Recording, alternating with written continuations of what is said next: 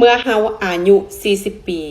ถึงเฮาสิเรียนต่ำหรือเรียนสูงมันก็มีค่าเท่ากันเผลอๆคนที่เรียนต่ำนี่นะสามารถหาเงินได้หลายกว่าคนที่เรียนสูงอีกเนาะเมื่ออายุ50ปีถึงสิงามหรือขี้ร้ายก็มีค่าเท่ากันเพราะเฮาบ่สามารถปกปิดรอยตีนกาจุดด่างดำอย่างต่างๆหันได้เพราะว่าอายุหลายแล้วและเมื่ออายุ60ปีถึงสิมีตำแหน่งสูงขนาดใดหรือเป็นประชาชนทั่วไปก็มีค่าเท่ากันเพราะบ่มีลูกน้องคนใดเห็นหัวเฮาแล้วหรือเฮาบำนาญไปเป็นเทียบห้อยแล้วเมื่ออายุ70ปีถึงสิมีเฮือนหลังน้อยใหญ่มันก็มีค่าเท่ากันเพราะว่าเฮาเจ็บคอตอคอเข้าย่างไปใส่มาใส่ก็บ่ได้มีเฮือนเสา4ชั้นก็ลงขึ้นบ่ได้เพราะต้องการพื้นที่กินข้าว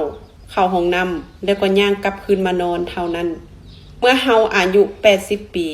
มีเงินหลายน้อยก็มีค่าเท่ากันเพราะเฮาบ่ฮู้ว่าจะเอาเงินหันไปซื้อหยังและเวลาที่เหลืออยู่ก็น้อยซะเหลือเกินและพออายุ90ปีถึงเฮาสิหลับหรือตื่นมันก็มีค่าเท่ากันเพราะว่าเฮาตื่นมาแล้วเฮาบ่ฮู้ว่าเฮาจะต้องเฮ็ดหยังแดเพราะอายุเฮาแก่แล้วทุกคนว่าคำเว้านี้มันถูกต้องบ่